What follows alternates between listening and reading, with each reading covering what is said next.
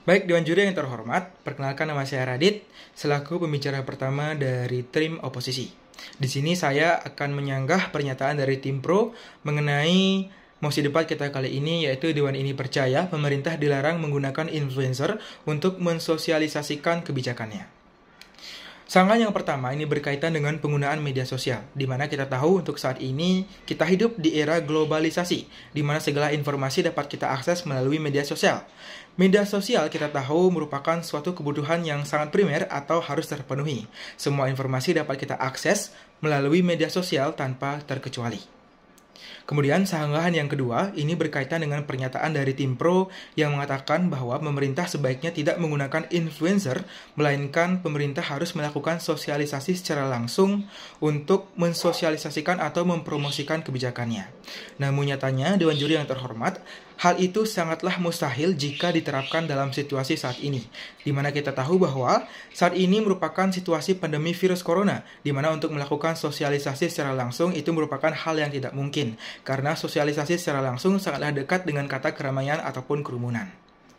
Kemudian pernyataan atau sanggahan yang ketiga ini berkaitan dengan pernyataan dari tim pro juga yang mengatakan bahwa dalam mempromosikan suatu kebijakan, influencer akan berfokus kepada media massa dan tidak menghiraukan permasalahan mengenai kebijakan yang akan dipromosikan.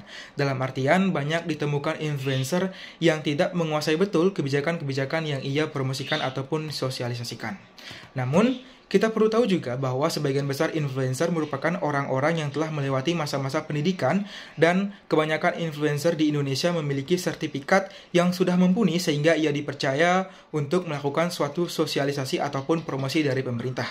Sehingga sangatlah jarang ditemukan influencer yang tidak menguasai betul informasi yang ia promosikan. Sehingga Dewan Juri yang terhormat, dari pernyataan tersebut, kami selaku tim oposisi sangat menolak mosi debat kita kali ini, di mana Dewan ini percaya bahwa pemerintah dilarang untuk menggunakan influencer dalam mempromosikan kebijakannya. Dewan Juri yang terhormat, adapun parameter yang akan kami gunakan untuk mendukung argumen berikut, yaitu pada media sosial, yaitu YouTube. Di sini terdapat argumen yang pertama berkaitan dengan pembahasan mengenai influencer pada penggunaan YouTube. Mungkin semua orang sudah tahu bahwa YouTube merupakan salah satu bagian dari situs media sosial yang berisikan konten-konten kreatif. Sebagian besar influencer menggunakan YouTube untuk melakukan segala kegiatan promosi yang bersangkutan.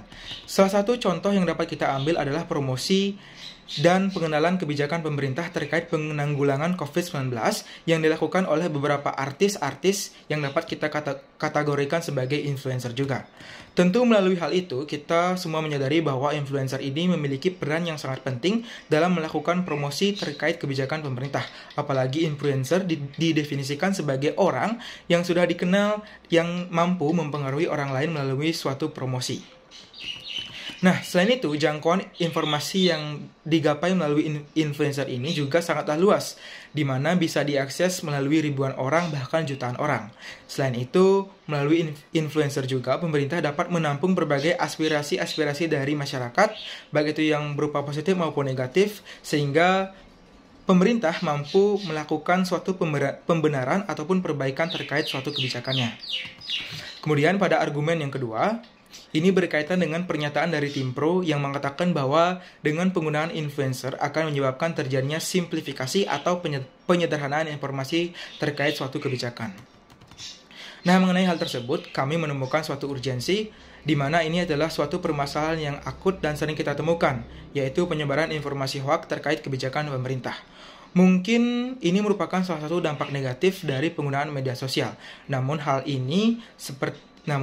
hal seperti ini akan dapat dibendung melalui influencer, di mana influencer selaku utusan dari pemerintah akan mampu meluruskan ataupun membenarkan terkait penyederhanaan informasi atau simplifikasi dengan cara menyebarkan kembali informasi yang benar atau menolak informasi hoaks, sehingga masyarakat mampu mengetahui mana informasi yang benar dan mana informasi yang salah.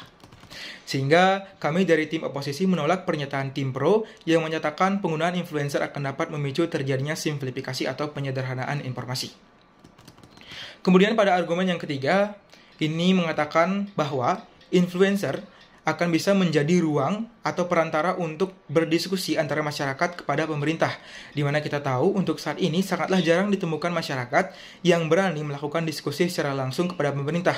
Mungkin mereka takut akan mendapatkan sanksi jika terdapat kesalahan ataupun penyalahgunaan kata-kata dalam melakukan pendapat ataupun usulan. Sehingga Dewan Juri yang terhormat, untuk mengatasi masalah ini kami ingin mengutarakan suatu solusi, yaitu pemerintah sebaiknya harus terus menyediakan kesempatan kepada influencer mengenai promosi suatu kebijakan. Pemerintah juga harus mampu melakukan seleksi kepada influencer-influencer yang mumpuni sehingga dapat dipercaya.